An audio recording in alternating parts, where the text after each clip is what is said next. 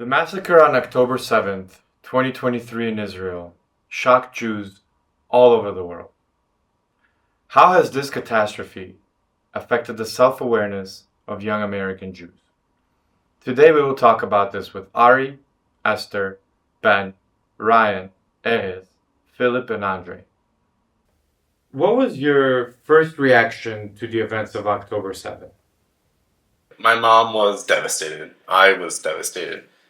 We didn't really know how to feel. It was none of us expected any of this, and it took us by surprise. I have family living in Israel, and that was really the first thing that we thought about, and we were scared. I think even if our lives weren't at danger, our identities were. Our family is part of what we are, and I think that was what we were afraid of, losing that part of us.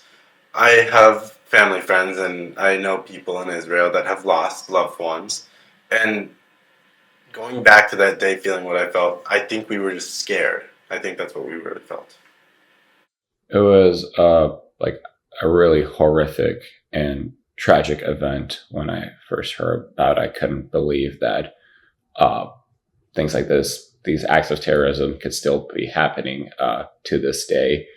All the lives that were lost, it was just completely like sad and tragic hearing all about that. And I was just really disappointed about how things were handled on that day. And just disappointed overall in society, how society can still allow for things like this to happen. I remember I was at synagogue when it happened because we were celebrating Simchat Torah. And I walked in and I wasn't really sure what was going on. Everyone was kind of in a sad mood. And someone who works at my Sunday school was saying, we're not going to, do our normal dancing with the Torah. It's a sad day, like something has happened. And I wasn't really sure. My family had said a little bit that there were rockets going into Israel and there was a huge massacre, but we weren't really sure. We weren't on our phones. And then when I got back from synagogue, I remember going on social media, on Instagram, looking at the news, on TV, and just seeing all the horrible, horrible things that were going on. Just seeing like the worst videos I'd ever seen before. I remember my first reaction. I was so upset. And I was also just disgusted seeing everything that these terrorists were doing. It was a racist act that terrorists performed on us, and it's just really upsetting to hear that.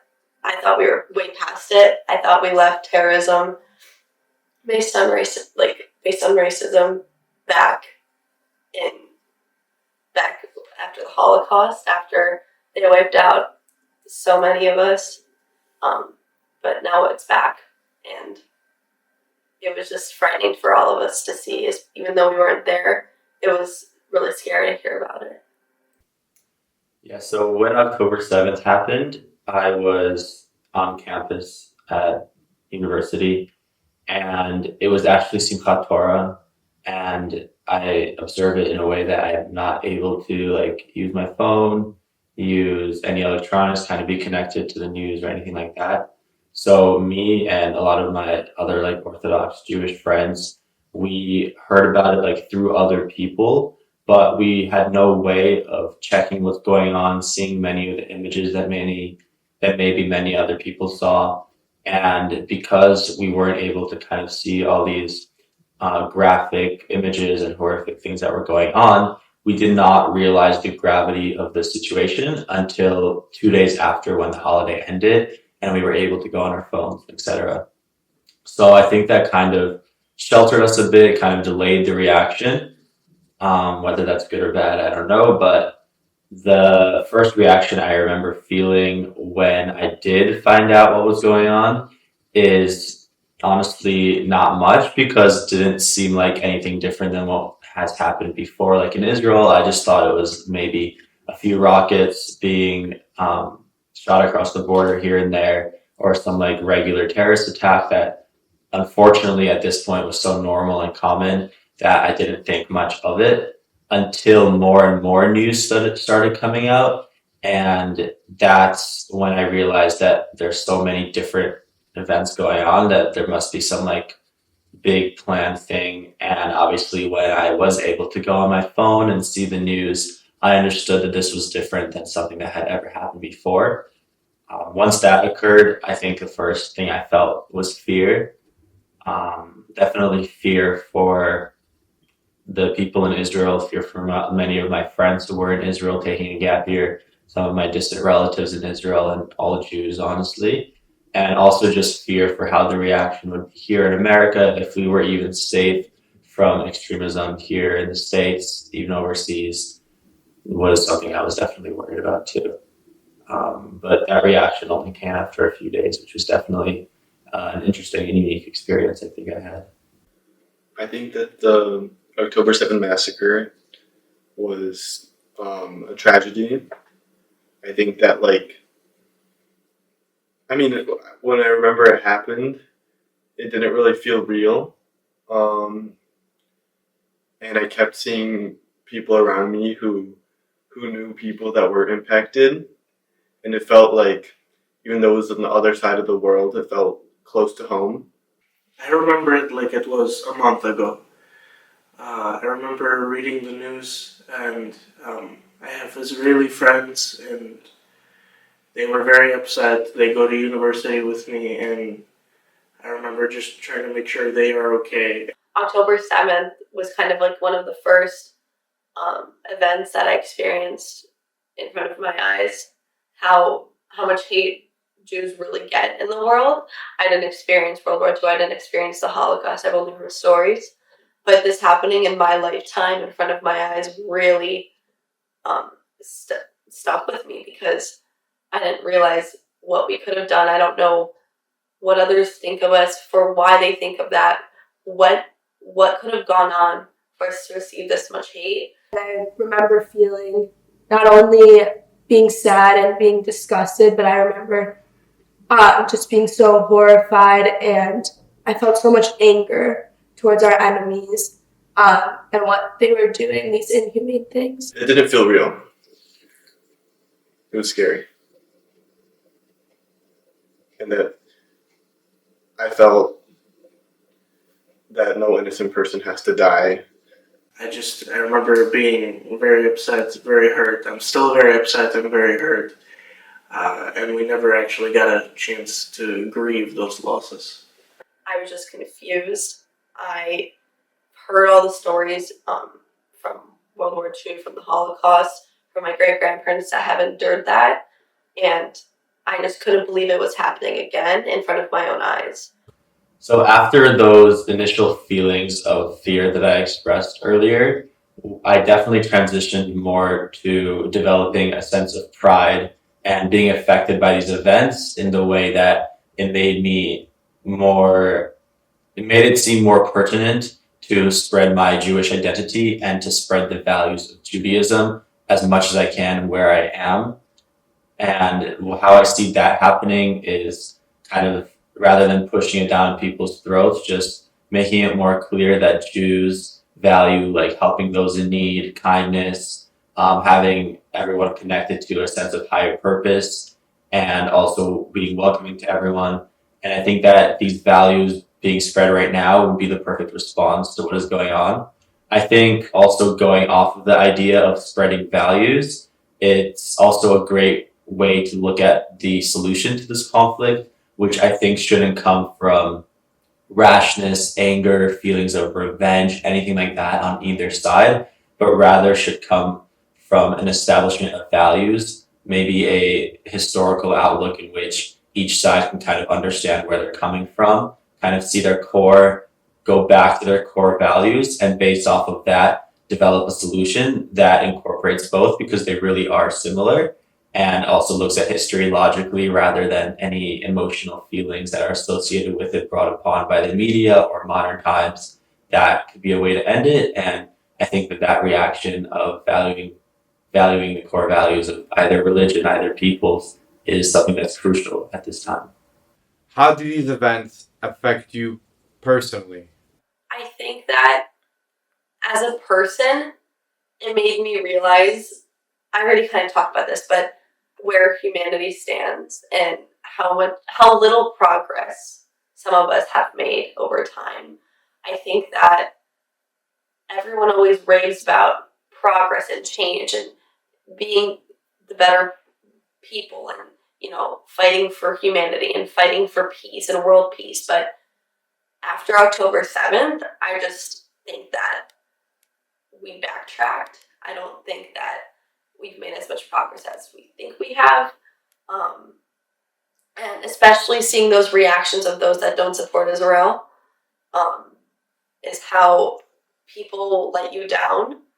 And I've realized that. And I've realized that there are people that are going to let me down. There's people that aren't going to support me, and they're going to stand by terrorists and stand by the people that are going to continue to kill and continue to wound others.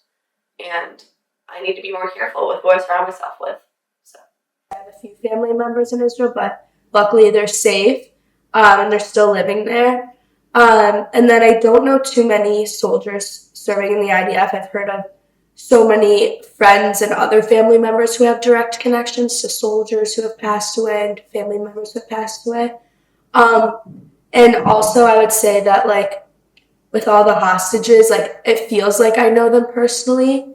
And so when I heard about, for example, Hirsch Goldberg dying, like, that death felt very personal. I remember I found out that he died. I was at school, and it was after our first football game, and it totally ruined my whole day. I remember being so upset. I was crying with my roommate. It was a very sad occasion. So I would say that felt very personally, and that affected me personally.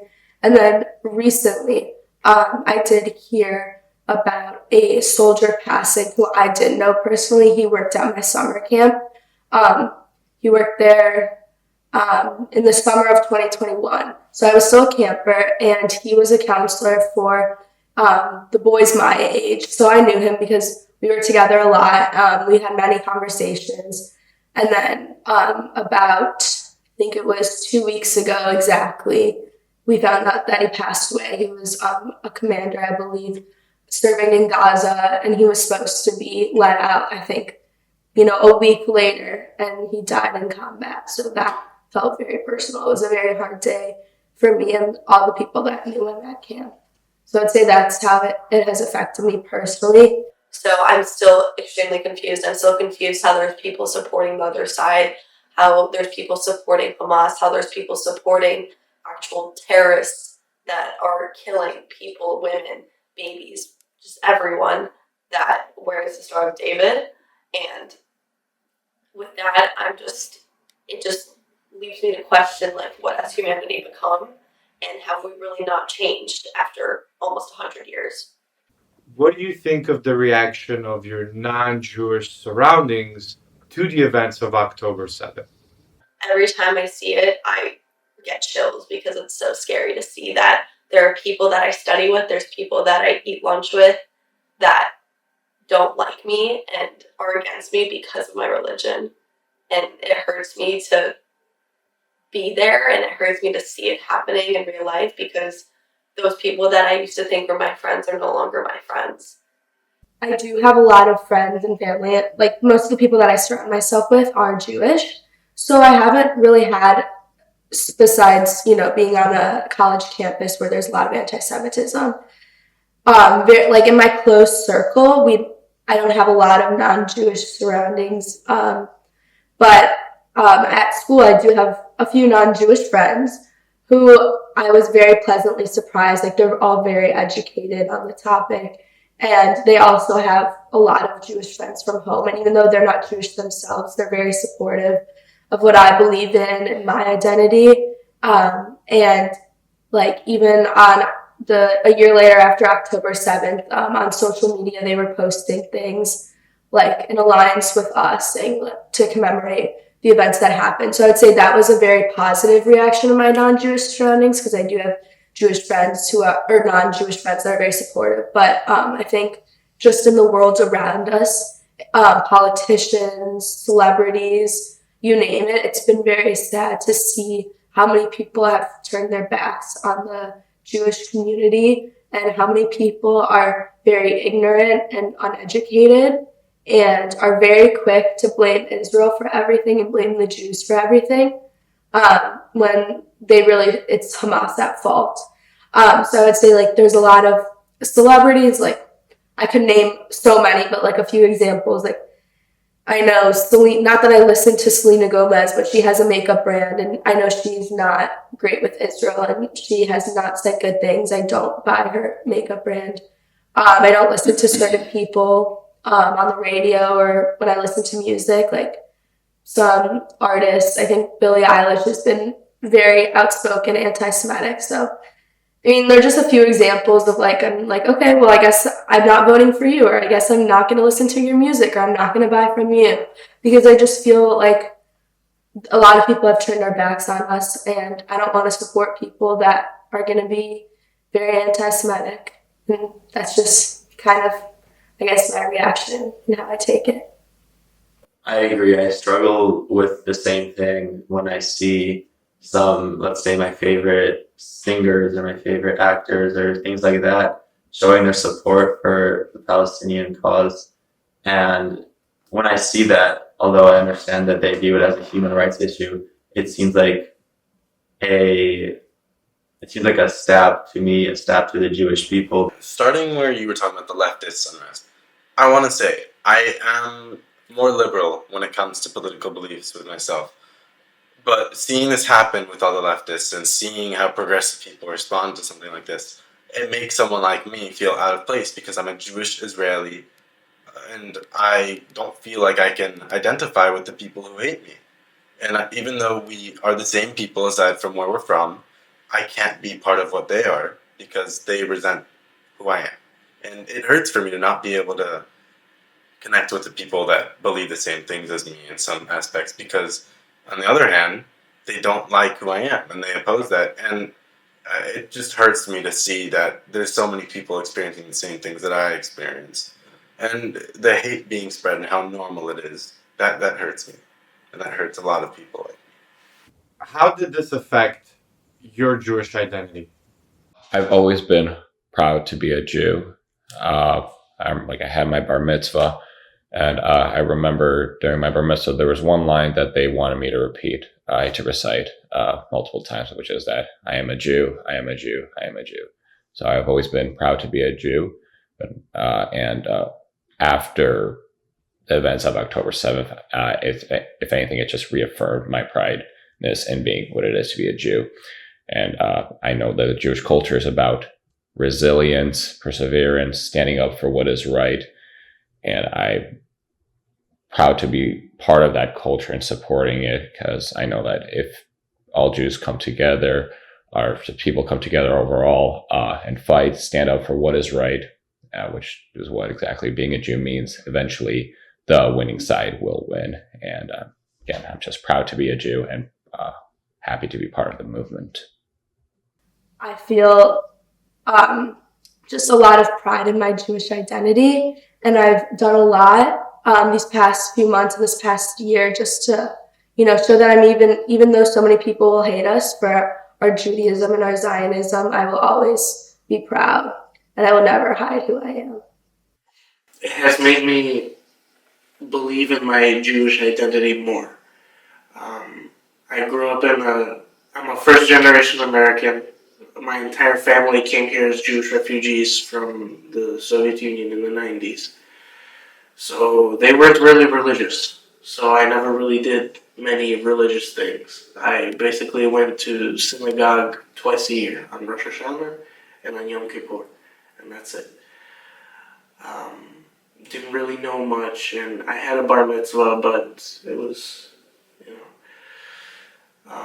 So since October 7th, I've gotten a lot more involved. I've gotten more Jewish friends. I started reading the Torah more, even. I started believing in God more, started learning about what it means to be Jewish. Because I've always felt Jewish, but I didn't necessarily knew what that meant. That journey for me started a little before October 7th, but on October 7th, I kind of doubled down and said, no, I am Jewish, this is who I am, I have to learn what it means to be Jewish. I did definitely felt Jewish both times. I think that October 7th just opened my eyes to how much hatred our religion really has. I don't know why people hate us. I don't know why people keep doing things to our people. But I think that I definitely feel Jewish in both ways. I just think it's necessary to support our religion more now than it was before, because I didn't realize how much hatred still exists in this world. Especially now after October 7th, I don't think anything can change my stance on the fact that I am Jewish. I do feel Jewish, and I have to stand up for all things Jewish. These events just helped strengthen my identity, because it showed that what it sort of means to be a Jew, the hate you face, all the persecution, injustice, but that's just what comes into society when you are a Jew. And show the importance of how people have to come together, not back down, and let your voice be heard. Because otherwise, when you're alone, it seems like, hey, you're a Jew, and the world makes it seem like you're this bad person. That's just the way that the world works. But in reality, that's not true. And that is why it's important to have that strong sense of Jewish identity, come together, stand up for what is right, and have your voice be heard. The reason I stand in solidarity is because it's who I am. If we don't stand up for ourselves, no one will.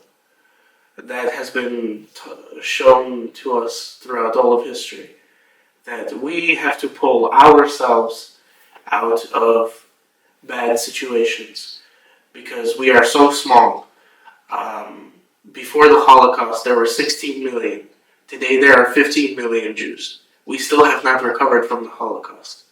So if we don't stand up for ourselves, we will be annihilated. And that is precisely why I stand in solidarity with Israel, with all Jews, no matter what they believe in. There is something that binds us, and that's the fact that we are all Jewish. And at any point in time, if somebody decides, we can all just disappear again. I think that especially knowing how much hate and anti-Semitism going around us there is, and how little there is of a Jewish population in this world left now, it's important to show who we are and be who we are instead of abandoning that to conform and fit in with others, because being Jewish is part of who I am. And to not be Jewish is to throw away part of my identity, which I value a lot. I think that your identity is what makes you who you are, and I value being yourself, I think. It's very important for me to be Jewish because there's a lot of people who are afraid to be Jewish. And when they see that I am openly Jewish and I don't care who knows it, that makes them feel better about themselves. And there needs to be more people like this. We need to support each other. If I say I'm openly Jewish and somebody who I didn't know was Jewish comes up and talks to me and they tell me, oh my gosh, I feel like I found somebody else. I thought I was alone. They're not alone. We're not alone. I grew up going to a conservative synagogue. We celebrate almost all of the holidays. We go to services a good amount. And then I've also always been very Zionist and very proud to call Israel our homeland. I've been to Israel 3 times, all before October 7th. Once when I was in 2nd grade, once with my camp, with my overnight camp, we went in the summer of 2022. And then I was there in the summer of 2023 until August, so just a few months before October 7th. So I've always had a very good foundation of my Jewish and Zionist identity. But ever since October 7th, my pride has only grown. I felt that it's very important that I don't hide who I am. Every day I walk around like my hostage tag and my Star of David. I never hide it and I never take it off no matter what's going on, because that's what they want us to do. They want us to be afraid and they want us to hide ourselves. But this isn't World War II. We shouldn't have to hide ourselves. Like, we're in 2024. I live in a country where I should be, have freedom of religion, and I'll never be ashamed of who I am. So I'd say that I'm just very proud to be Jewish, and I'm so proud of my community, and I only try to encourage other people to do the same. A lot of my friends at school and friends at home, they're scared to go out, and they're scared to wear jewelry that shows who they really are, and they want to take it off in certain situations, and I'm really trying to encourage them to just be proud. I mean, I say nothing has happened to me yet. I haven't been attacked, so if that says anything, then you should also be proud. And it's really also encouraged me to get involved in the Jewish communities on campus. I go to Shabbat almost every Friday, and then I'm also involved at Michigan Hillel, where I just recently got a position as a freshman leader. So I'm going to be doing some things with that, helping to plan some freshman events for Jewish students, and then I also have been getting involved with the Chabad on campus. I go to their house. I help cook Shabbat dinner sometimes. I'm also involved in a cooking class there. So I'm just very proud of who I am. And I think that's what, besides the horrible things that happened on October 7th, that's what I've gained from it. Just even a sense of pride for my identity. I think that before October 7th, I've never been super religious. I've practiced Judaism, but not religiously. So in a very reform way.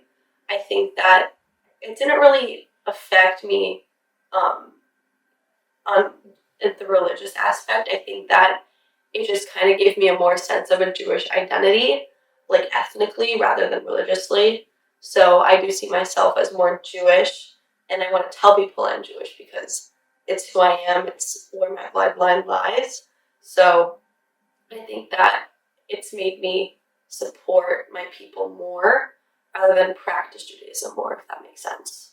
I think October 7th and the events following it with, the daily anti-Semitism we face, it has not just kind of strengthened my love and my connection for our homeland. And I think it's also really taught me that we need to protect Israel at all costs. What do you think about the protests on campuses? How did they affect you? My sisters are also Israeli, and they're Jews, and they live on campus at colleges in the city, in Chicago. And it's a scary experience for them. As for me, I'm confident about who I am, and I don't fear expressing who I am. But there's not a lot of people like me.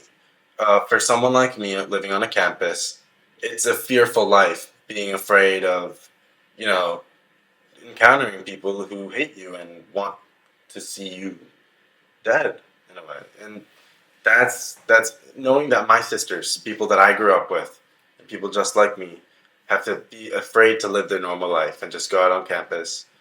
That's hard for me to see. And knowing that I'm going to go to college in the next couple of years, it could be a scary experience for me as well if this keeps rising the way it is right now. What was really horrible was on October 7th when we had a lot of the Jewish community and Hillel planned a lot of events where we were commemorating what happened. It was a sad day, but it was also just a day of unity and pride for our Jewish identity. So that was what was really good about that day. A lot of students came together. We had a whole ceremony. We sang Hatikva and everything. But what was horrible was that there were pro-Hamas protests going on at the same time, which was horrible. It's pro-Hamas protest because on October 7th, Israel hadn't even done their ground invasion on Gaza yet on October 7th of 2023. October 7th, 2023 was solely about Hamas trying to kill every Jewish person possible. And they had to be protesting for that. They were, they're supporting that. They're supporting terrorists. So that was definitely really hard to see. There were I remember walking to class or walking back to my dorm, and there was a car. There's people do this now. There's these vans with TV screens on them. And it was saying, Zionism is terrorism. Let's remember, the Palestinians that are dying. Basically just it was very hurtful to see that on a day where the most Jews have been killed since the Holocaust, where our enemies are trying to, you know, make the day about them and say, oh, well, like, you know, they're just supporting Hamas and the terrorists. So that was really hard to see. But I would say that I'm still even seeing these protests and seeing how violent they are and how scary these protests are on campus. I'm still not afraid, which, you know, some people say is not a good thing. I should be a little more careful because I do have a big mouth and I will say what I want to say. Like on October 7th, I was walking, you know, to join some Jewish students before the ceremony or something, or maybe I was walking to class and I see this whole mob of pro-Palestinian students. Who even knows if they're students? They could be just from Ann Arbor, you know, who knows? With their masks, of course, and their keffiyehs and everything. And they had a sign. They were marching with their drums. I don't even know. And I think the sign said something hurtful. It was probably globalize the Intifada or something, or like something pro-Hamas related. And they were walking towards all at once, and no one was doing anything. They were just marching, singing, from the river to the sea, Palestine will be free. Everything, anything you can imagine. Everything that they were saying was very anti-Semitic. And I noticed, so they were, you know, they were walking this way, and I noticed there are like 2 or 3 Jewish students my age, boys I kind of know, with their Israeli flags, with their hostage pins, and they're singing, and they're saying, Am Yisrael Chai, Am Yisrael Chai, like, keep walking towards us. And what was funny was they were like, keep walking towards us if you love Israel, keep chanting if you love Israel. So they were really, you know, provoking them or saying anything hurtful, but they were like, we're not going to be afraid of who we are. And I put a smile on my face and I joined them. So while this angry mob of pro-Hamas students and who else were walking towards us, me and 3 boys were, you know, we were walking backwards facing them with our Israeli flags, just, you know, chanting Am Yisrael Chai, and just proud to be who we are. So I do very much believe that radical left ideas have caused this explosion in anti-Semitism because most of these people do not understand what they're actually calling for. They don't understand what they're doing. They just get swept up. They're a sheep that follows the crowd. They just get swept up and in a group they feel anonymous. So they feel like they can do much more than if they were alone. I think about when I'm looking at colleges and how when I'm seeing this all in the news, it's all becoming more and more of a reality when there's like protests at my school, and then we see that it doesn't make it a safe place for anybody. I guess when October 7th happened, that was more just tragic, and it was tragic and horrific. That's how it was, just a violent event. But then the aftermath event, which were the people's reactions, all the campus protests, the events that were happening, on those activities overall, that was just a lot of disappointment and disgust. I just couldn't believe that people could all rally up together to support such a horrible cause. It's straight up just an act of terrorism that people went up and decided to support. So it was just really disgusting to see all that movement that was happening there. And just disappointment in the way that society was heading, just supporting these horrible causes. So while the overall events like of October 7th were just tragic and horrific, it was just a lot more just disgust and disappointment in how people decided to act afterwards. Understanding that there's people in this country who wish hateful things on Jews, who wish hateful things on Israel, rather than people that is foreign to me, like for example, like the Arabs, things like that. I can't understand their backstory. I can't understand where they grew up. So there's no way for me to have a argument with them where it's hard for me to see their side, right? Because I don't have the same upbringing as them. I don't have the same values as them. It's a completely different culture in the Middle East. Whereas when I'm looking at people in America who are doing these hateful things, supporting Hamas, chanting for death to the Jews, I know that they had a similar upbringing to me, right? So they grew up in a democracy. They grew up in the United States where there's a diversity, a more beautiful multitude of people. and they still develop these opinions. And that's what really makes my views shift, and understand that sometimes the propaganda is so strong, the victim mentality, the leftist ideologies is so strong, the woke culture is so strong, that even that can overcome people who have the same upbringing as me. And that's what I find is really interesting. That's what I find really shifts my views and my identity and my perspective on those on the other side of this conflict. I don't think it's good, but I also don't think it's unexpected. I was fully expecting the explosion of anti-Semitism on campuses. I've been physically attacked. My things have been vandalized, all for being a Jew and for being openly Zionist. I get told horrible things because I wear my Magen David on the outside. It's not great, but I'm somebody who can handle it. I handle it okay. What concerns me is that this also happens to the people who can't. They take things very personally and are very emotional, and I try to protect those people as best as possible, but this kind of revolution, they say it's not anti-Semitic, but it is, because unless you wholeheartedly support their ideas, you are a bad Jew. It was really unsettling to see the activities that were happening on my campus. I mean, there was a lot happening on my campus as well as other campuses. My campus in particular, there was an encampment happening in front of a very popular building where people like to go outside and just play catch, just walk around. And it was just really unsettling to, walk to my classes, walk by that building, see all those encampments, see all those Palestinian flags, see all those people chanting. Just not the type of environment that I wanted to be walking in. And what was just more unsettling is that there were a lot of posters there, and people would be writing a lot of anti-Semitic messages there.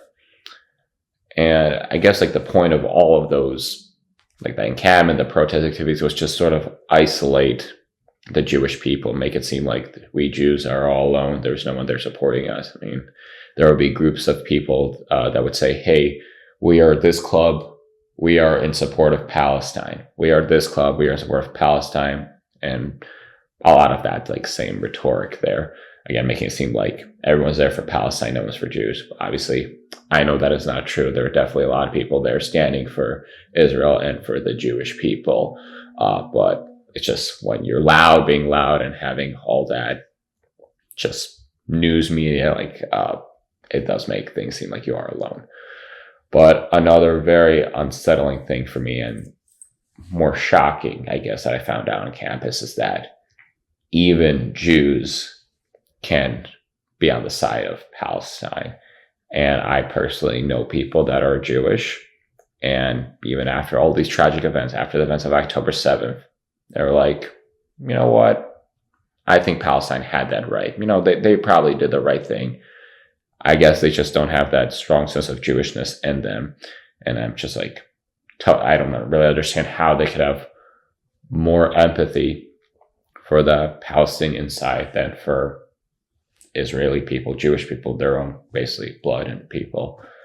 And I'm just personally trying to do my best also not to fall into that trap that unfortunately I guess many people have fallen into. I think it's crucial to start by understanding where the other side is coming from. And I think that when I look at leftist movements, what I see is people who, at their core, they want welcoming for all people, equality. They want everyone's feelings to be respected and everyone to feel welcome wherever they go, things like that. And although these values do sound good at the core, the issue is that they become very rash. So when they read the news about something going on or see images, their first feeling is, wow, these emotions are being affected of other people. People are being emotionally just traumatized, things like that. And that's kind of their first instinct. And that's kind of how they base their politics off of after that. rather than seeing these headlines and kind of reading the whole article, understanding the politics at play, understanding the history at play, and thinking logically about it, in addition to obviously having human empathy for the people involved, is how people should view it. And it should be a balance of the empathetic side and the logical side. And unfortunately, leftist movements are missing that balance and completely just basing their politics off of how they feel about what's going on or how people's emotions aren't being respected. And I think that's the core issue with why they resort to anti-Semitism. And I think that if people did understand the history and did understand the logic, they would never think that Jews were the perpetrators of this, or that the Jews were to blame here. And there would be way less anti-Semitism if that leftist mentality, that feelings first mentality, was avoided. What affected you more, the massacre on October 7th or the unrest on campuses? I'd like to say that I think October 7th definitely affected me more personally and affected my Jewish identity more, because that is where my family is. That is half of who I am. And that's part of me. And seeing part of me being destroyed like that hurts the most. I feel like I can deal with my emotions and deal with what I see on campuses. But seeing part of me get killed, taken away like that in Israel, that hurts the most. That was the hardest for me. I think both of them have affected me in different ways. It's really hard to compare and say one has affected me more versus the other, because I think after October 7th, I was just really upset and I was really depressed for I still am. Every time I think about it, it's just horrible. But I remember my mom and my dad had to tell me to get off Instagram because I was actually traumatized from the videos I saw, from the videos that were posted, terrorists, live streaming, killing Jews, pictures of, beheaded babies. It was just horrible. Pictures, or videos of them shooting Jews, in the kibbutz. So I would say that affected me in a different way, where those images, I'll never get them out of my mind. It will always be ingrained. So that was a more, traumatic thing that I experienced, even though I was, all the way in Highland Park, Illinois. I still felt like I was in Israel. I still felt everything that everyone else was feeling there. But then I still feel those, traumatizing images and events when I see the unrest on college campuses, because you see the anti-Semitism in a place that you never thought you should see anti-Semitism. We're seeing Jewish students get attacked on Michigan's campus, and we're seeing pro-Hamas protesters being proud to support a terrorist organization. So I think they're just very different. They're both upsetting. They both provoke a lot of anger and emotions, but I think that it's just really hard to see people so outspoken and so proud to support something so horrific and so disgusting. So I would say they both have affected me in severe ways, but they're both very different. And I wouldn't want to compare the events of October 7th to what's happening on college campuses. But they're both just horrible things. I would say the events on campus affected me more because it was just more unexpected. The massacre on October 7th, that was also unexpected. Yes, that was a tragic event. It was horrific what happened that day. And yes, certainly unexpected. No one thought that something like that could happen. But knowing the conflict that's been going on for all those years between Palestine and Israel, just the tension growing there, you could sort of say, you could sort of see something like that coming. But the aftermath reaction on campus and society as a whole, that was just completely unexpected to me. And the comparison I like to use is what happened on 9/11 after Al-Qaeda committed their terrorist act. Everyone immediately united together. There was no, Al-Qaeda, they were facing persecution, whatever it may be, they had the right to do it. No, there was none of that. Everyone immediately knew that Al Qaeda committed a terrorist act. They were wrong, and there needs to be an appropriate action to correct this fault. And that's exactly what happened. Here, the people on campus and just society as a whole just overlooked what happened October 7th and just immediately jumped to the injustice that the Palestinian people have been facing, the prejudice, but all the lives that were lost on October 7th, all that's just basically like completely forgotten.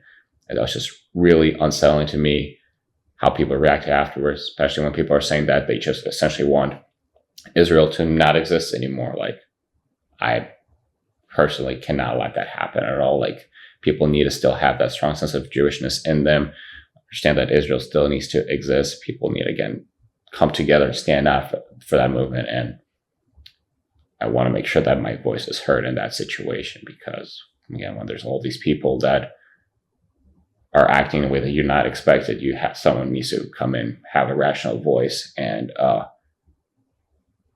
just bring things back to the way they should be. Well, October 7th kind of started it all. But the events on campuses, seeing what is happening in our backyard, like what is happening to my friends, my peers, who I thought were my friends, think about me when they find out I'm Jewish, and they've been fed this propaganda, and they feed into the revolution. That strengthens my resolve more. Because I can't do anything about what's happening in Israel. It's across an ocean. 7-hour time difference. It's a completely different country. I have no effect. What I can change is what happens on our campuses. And that's what I've been doing for the past year. I've joined organizations. I have organized student groups. I have and am organizing demonstrations. I am doing a lot of things because this is happening to us here when it really shouldn't. I think that what influenced my Jewish identity more is the events that are happening on campuses, and I wish they weren't happening, because if they weren't happening, my Jewish identity would still be uplifted by just standing with the people in Israel. But even so more, although Israel is our homeland, I feel like, and also responsibility to America, as it provides freedom of religion, everything like that. I feel very identified with this country also. And I think that when protests and anti-Semitism is happening even closer to home, it influences the way that I perceive it a bit stronger. I think that because of all the protests and the leftist propaganda and the anti-Semitism that's going on, I am understanding what my role is in this country and how my place can be used to uplift those who understand traditional values, who understand Zionism, who don't just spew around trigger words, and people who really can think about an argument logically. That's what influences my identity. How do you feel about the war in Gaza? What political solution do you see for this issue? I have no idea. I personally don't know what can be done about it. Realistically, I want just all the fighting to stop. I know Israeli people, Jewish people, they do have empathy for the other side. They don't want to see all those Palestinians getting killed. And I know there's empathy just on both sides of the spectrum. And that's what I really realistically, like, politically, something needs to be done where the fighting does stop. How that happens, I'm not exactly sure. But at the same time, there needs to be something done about this where it cannot occur again, basically. And I don't know what the action needs to be taken, but something needs to be done to ensure that this wasn't like a green light that Palestine, Hamas, whoever it may be, can go ahead and do this again in the future. Because these terror attacks have it wasn't just October 7th, it's been happening for many years before that. And if Israel or whatever the resolution may be is similar to what has been happening those previous years, I don't see a future where it's going to end. The two-state solution is truly, I stand with that. I believe that Israel has its right to exist 100%, and so does the states around it, so does Palestine. In Gaza, I really wish it wasn't happening because I care for the Palestinian people just as much as I'd care for any other person. And I understand that the conflict happening there today doesn't come from the actions of Palestinians as themselves, but from Hamas as a terrorist organization. And I care for them, and I think they deserve just as much of the life as anybody else does in the region. And it hurts to see that they get caught in the crossfire because of Hamas's irresponsibility to protect their own civilians. And instead, they're putting them in harm's way to try to stop Israel from taking down Hamas. I think the way to solve the war in Gaza and the Israel-Hamas conflict and the even bigger and larger Israeli-Palestinian conflict, or even just the Israeli-Arab conflict that's been going on since 1948 when Israel was established, is to go from a bottom-up approach, start with the roots, start with the cultural foundation of all these surrounding Arabic countries, and especially the Palestinians, and change the way that they're brought up in order to become less hateful towards Israel. So what I mean by this is that if we go about this war to achieve military objectives, which are also important, and we dismantle Hamas, there will also be another terrorist organization that eventually arises in these territories because they will be voted in by the people and they will be supported by the people and fueled by the media. And this is a cultural phenomenon rather than a political phenomenon or a military phenomenon. And that's the root issue of why these conflicts keep happening. So if we want a long-term solution, we need to go and understand the way that Palestinians are brought up, what they're taught in schools, how they interact with each other, how they view the outside world, what their religion is teaching them, what their mentors are teaching them, what their government is teaching them, and change the way that they're brought up in order to be less hateful towards Israel and the West. That's kind of like a childish way of looking at things, but I truly believe in peace.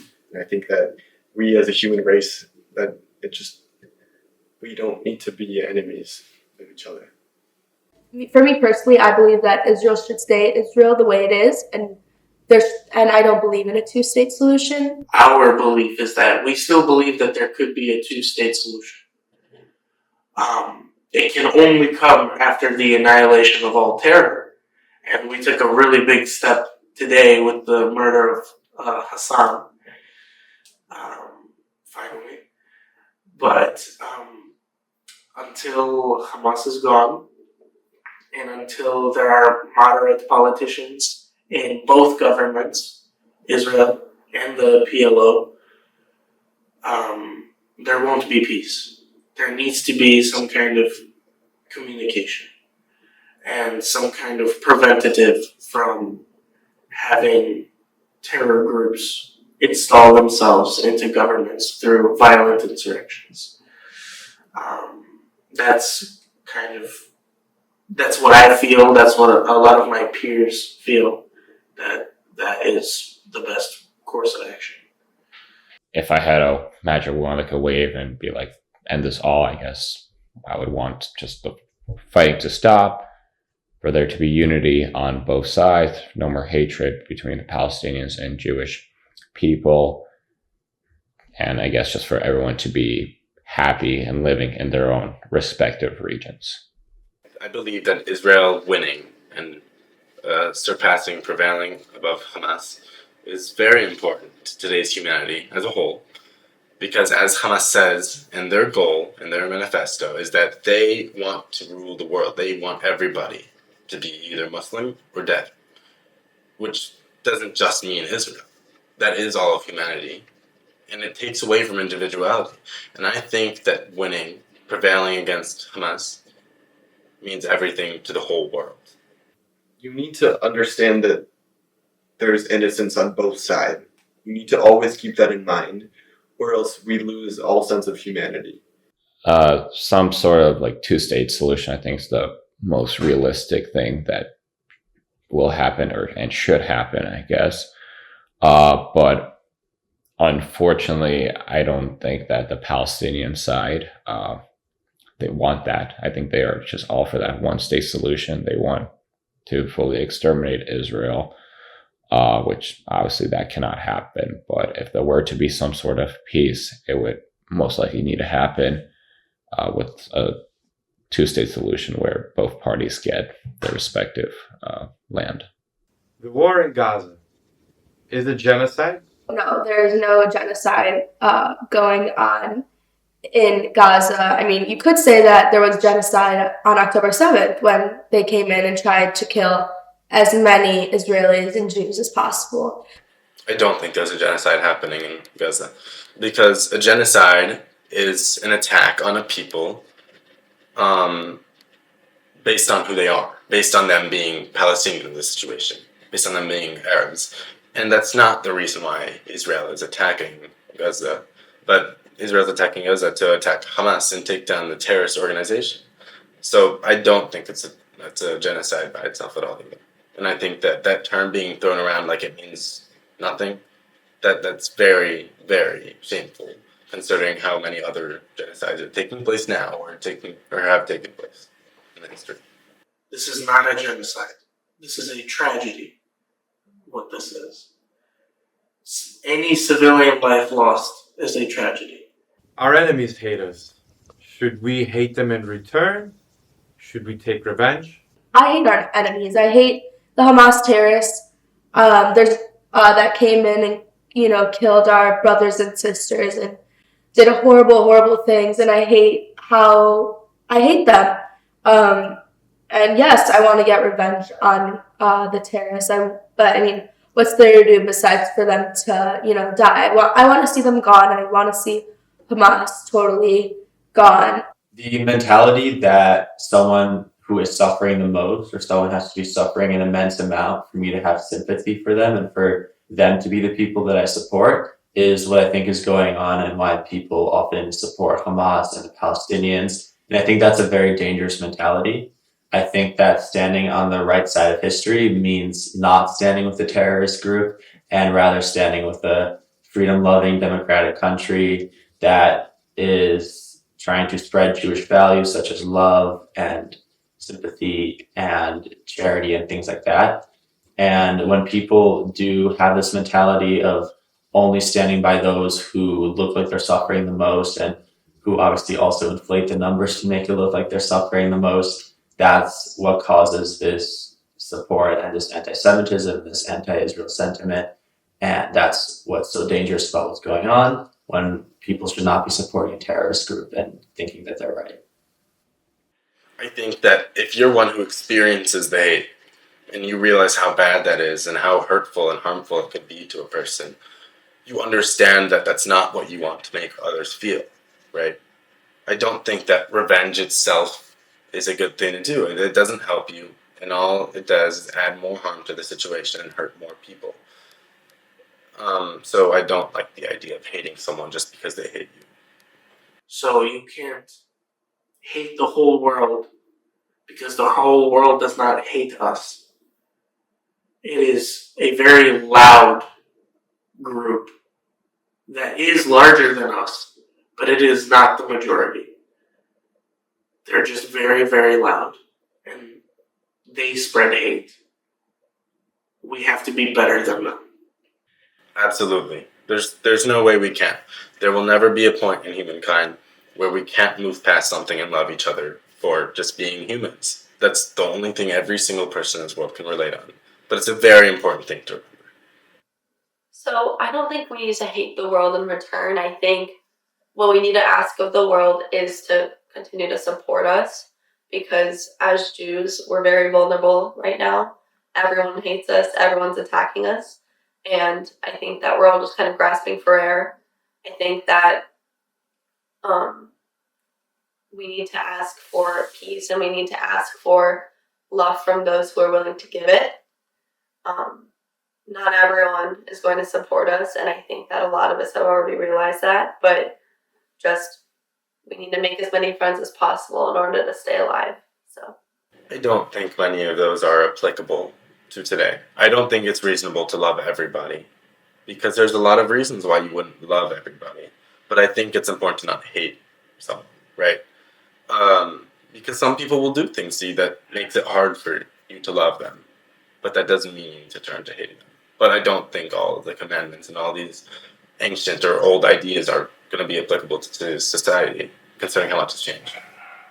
I don't agree with people who say that revenge is necessary to win this war. I think that, or I mean the feeling of revenge. Obviously, you are taking revenge by doing all the military objectives that Israel's been doing. But going off of feeling of revenge, I think is actually more hurtful. I think it brings us down to the level of terrorism, to the level of Islamic extremism, to the level of rashness that caused October 7th in the first place. And I think that Israel has to retain a moral high ground. It has to continue doing what it does while like keeping civilians safe, for example. And if you're going off the feeling of revenge, that is very hard to do. And as I mentioned earlier, it's really important to also consider the Palestinian upbringing, and that has to be done from a very moral, rooted in values, very logical standpoint that can't really be present if all we're thinking about is revenge. I think that winning a battle, winning anything, it doesn't take harming others or harming yourself. There's a lot of ways to get past things without fighting for it, right? And I think that sometimes you need to find ways to get past things without harming, without taking away from your spirit, without taking away from others. So I think there are ways, and I think that we can figure out how to battle our own or fight our own battles every day without losing ourselves in the process. Right after October 7th, revenge was a really big feeling that a lot of us felt. You know, you suffer a big tragedy, and a lot of the responses were, we need to wipe them all out. That's a grief response. That's something that shouldn't be taken seriously. It's been a year. We've had time to think about it. We've had time to kind of absorb what happened. What is the place of Jews in the world after the events of October 7th? The place of Jews in the world has certainly changed. I think that I've always viewed it as a place of like spreading good influence, making sure that others understand how to live life properly. And I think that when people view other times of Jewish persecution and think about how Jews had to combat enemies, they think that their main task or their main objective was to convince others, people who were partial, non-Jews, that they were good, that the Jews were good, and that the enemies were bad. But I think that since October 7th in the last year, what it has shown is that more than convincing non-Jews, it's even more important to convince Jews themselves, because unfortunately, many Jews don't believe in the state of Israel. They don't think that Hamas is a terrorist organization, and they side with a lot of the liberal propaganda that has been spreading the last year. So I think that in order to show how Jews are able to outlast their enemies, it's more important to come together as a community to make sure that all Jews are on the same side before thinking about others, because others have always been against us. Others have always perished while we lasted. So it doesn't matter as much to go out and convince other people about our goodness rather than convincing fellow Jews, I think is more important. And that's how our role has developed.